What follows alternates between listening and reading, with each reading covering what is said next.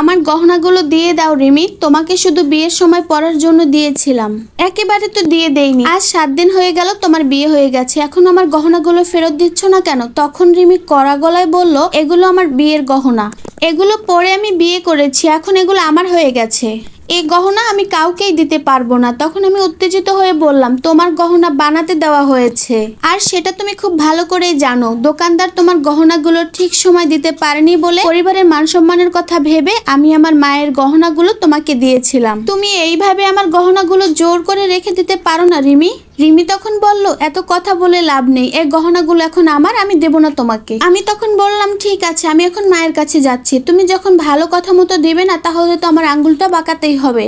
এই কথা বলে আমি আমার শাশুড়ির রুমের দিকে গেলাম। আমার শাশুড়িকে গিয়ে বললাম, মা, আমি আপনাদের মান সম্মানের কথা ভেবে আমি আমার মায়ের গহনাগুলো আপনার ছোট ছেলের বউকে দিয়েছিলাম। আজ বিয়ের 7 দিন হয়ে গেল, আপনার ছোট ছেলের বউ আমার গহনাগুলো ফেরত দিতেই চাচ্ছে না। একটু আগে আমি রিমিকে বললাম আমার গহনাগুলো ফেরত দিতে, ও বলল না, ও আমার গহনাগুলো ফেরত দেবে না, এখন আপনি এটার বিচার করবেন। তখন আমার শাশুড়ি এই বিষয়টা নিয়ে অনেক বেশি চিন্তিত হয়ে পড়লো। আমার শাশুড়ি তখন বলল, তুমি ঠিকই বলেছো, আমাদের মান সম্মানের কথা ভেবেই তুমি তোমার গহনাগুলো দিয়েছো, কিন্তু ও তো ছোট মানুষ, ও বোঝে না, ওকে বুঝিয়ে বলবো তোমার গহনাগুলো ফেরত দিতে। ঠিক তখনই আমার যা এসে বলল, আমাকে কিচ্ছু বোঝানোর দরকার নেই মা, আমি এই গহনাগুলো পরে বিয়ে করেছি, সুতরাং এই গহনাগুলো এখন আমার, আমি এগুলো কাউকেই ফেরত দিব না। হঠাৎ করে আমার যা রুমের ভিতর ঢুকে কথা বলাতে আমার শাশুড়ি অবাক হয়ে গেল। শাশুড়ি তখন বলল, তুমি এগুলো নিয়ে কেন চিন্তা করছো মা, তোমার জন্য তো আমরা গহনা বানাতে দিয়েছি, 2-1 দিনের মধ্যেই চলে আসবে। তখন আমার যা বলল, ওইসব গহনা না হয় আপনি আপনার বড় ছেলের বউকে দিয়ে দিবেন, এগুলো আমার বিয়ের গহনা, তাছাড়া এগুলো আমার অনেক বেশি পছন্দ হয়েছে, এগুলো আমি কাউকেই দিতে পারবো না। তখন আমার ছোট ননদ আমার ছোট যাকে বলল, ভাবি,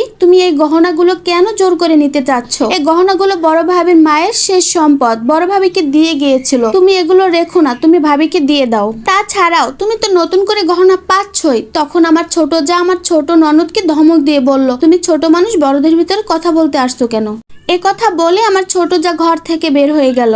আমি তখন কাঁদতে কাঁদতে আমার শাশুড়ি মাকে বললাম, দেখছেন তো মা, আপনার সামনে আমাকে কিভাবে কথাগুলো শুনিয়ে গেল। তখন আমার শাশুড়ি বলল, তুমি কেঁদো না মা, আমি এর একটা সমাধান করে দিচ্ছি। রাতে যখন ছোট দেবর বাসায় ফিরলো তখন আমার শাশুড়ি আমার দেবরকে বলল, তুই সারাদিন অফিসের বিভিন্ন কাজে ব্যস্ত থাকিস, আমি না পারতে বাসার একটা সমস্যার কথা আমি তোকে বলি, যেহেতু তোর বড় ভাই দেশের বাহিরে, তাই এই কাজটা তোকেই করতে হবে। আমার দেবর তখন বলল, তুমি কি বলতে চাচ্ছ মা, খোলাখুলি ভাবেই বলো তুমি। তখন শাশুড়ি মা বলল, তোর বউয়ের গহনা আমরা বানাতে দিয়েছি, সেটা এখনো আমাদের হাতে দেওয়া হয়নি, আর এটা তো তুই খুব ভালো করেই জানিস। তখন আমার দেবর বলল, হ্যাঁ, আর 2-1 দিনের মধ্যেই তো চলে আসবে। তখন শাশুড়ি মা বলল, বড় বউয়ের যে গহনাগুলো তোর বউকে দিয়েছিলাম সেগুলো নিয়ে সমস্যা, বড় বউ তো তার মায়ের গহনাগুলো তোর বউকে দিয়েছিল, সেই গহনাগুলো তোর বউ এখন বড় বউকে ফেরত দিতে চাচ্ছে না। তখন দেবর বলল, ও হয়তো এখন বুঝতে পারছে না, ওকে বুঝিয়ে বলো তাহলেই হবে। শাশুড়িমা তখন বলল, তুই আসার আগে ওরা দুজন ঝগড়া করেছে, আমি তোর বউকে অনেক বুঝিয়ে বলার চেষ্টা করেছি, কিন্তু ও কিছুতেই বুঝতে চাইছে না। তখন আমার দেবর বলল, ঠিক আছে মা, আমি ওর সাথে কথা বলছি। তখন আমার দেবর আমার দেবরের রুমের দিকে চলে গেল। রুমে গিয়ে বলল, কি ব্যাপার, তুমি আমার ভাবির গহনাগুলো ফেরত দিচ্ছ না কেন? ওই গহনাগুলো আমার ভাবির মায়ের, তোমার গহনাগুলো তো 2-1 দিনের মধ্যেই চলে আসবে, একদম নতুন ডিজাইনের। তখন আমার যা বলল, তুমিও তো তোমার মা আর ভাবির মতো কথা বলছো আমার সাথে, যেহেতু তুমি তাদের মতোই কথা বলছো সেহেতু তোমাকে আমি একই উত্তর দিচ্ছি। এই গহনাগুলো পরে যেহেতু আমি বিয়ে করেছি সেহেতু এই গহনাগুলো আমার, এগুলো আমি কাউকে ফেরত দিতে পারবো না। তখন আমার দেবর একটু বিরক্ত হয়ে বলল, ভাবি তোমার কাছে সব গহনা কখনোই চাইতো না, এই গহনাগুলো আমার ভাবির মায়ের শেষ সম্পদ এবং শেষ চিহ্ন, তাই এগুলো তুমি ভাবিকে দিয়ে দাও। তখন আমার যা মুখ বাঁকিয়ে বলল, ভাবির হয়ে দালালি শুরু করছো কবে থেকে? ভাবির জন্য যেহেতু এতই দরদ, সে তো আমাকে বিয়ে না করে তো ভাবিকে বিয়ে করলে পারতে। তারপর আমার দেবর আমার জায়ের গালে একটা চর বসিয়ে দিয়ে বলল, তোমার বাবা বলেছে তোমাকে নাকি অনেক আদর করে বড় করেছে, আর বেশি আদর করেছে, শাসন করেনি বলে তুমি আজকে এতটা বেয়াদব হয়েছো।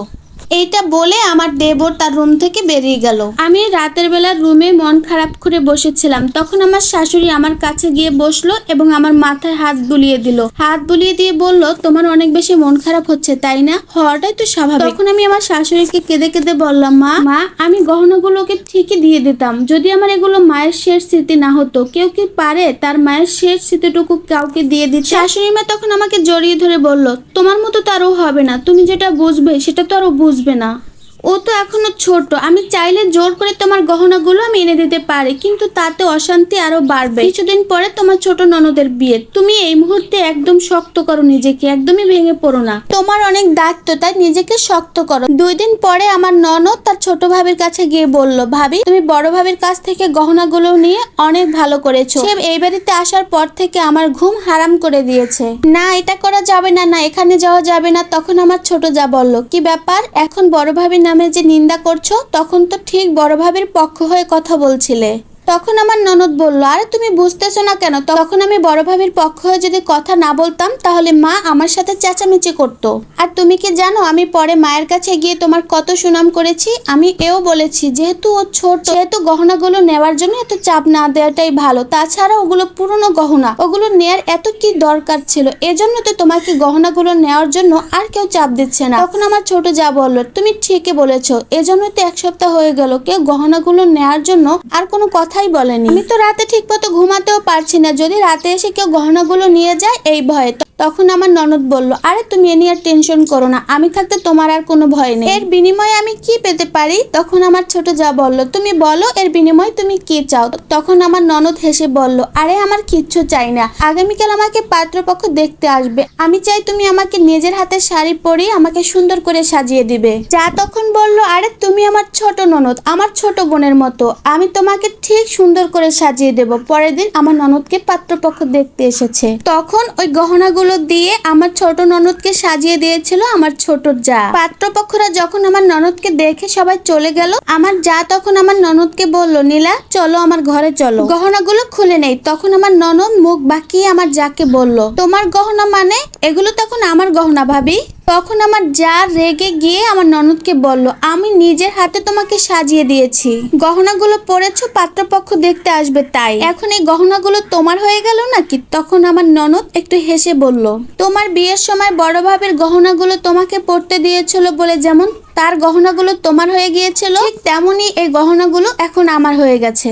এরপর আমার ননদ গহনাগুলো নিয়ে তার রুমে চলে গেল। ঠিক তখনই আমার ছোট দেবর একটা বাক্স হাতে নিয়ে কিছু গহনা নিয়ে বাসায় আসলো। আমার যা তখন আমার দেবরের হাতে গহনাগুলো দেখে অনেক হাসি খুশি হয়ে গেল। এরপর আমার দেবরের হাত থেকে গহনাগুলো আমার শাশুড়ি নিয়ে আমার হাতে দিল আর বলল, বড় বৌমা এই গহনাগুলো এখন তোমার প্রাপ্য, তাই এই গহনাগুলো আমি তোমার হাতে দিলাম, এই গহনাগুলো আজ থেকে তোমার। তখন আমার ছোট যা চেঁচিয়ে বলল, আপনি কি করছেন মা? এই গহনাগুলো তো আমার, আপনি আমার গহনাগুলো ওনাকে কেন দিচ্ছেন? তখন আমার যা আমার হাত থেকে গহনাগুলো কেড়ে নিতে চাচ্ছিল।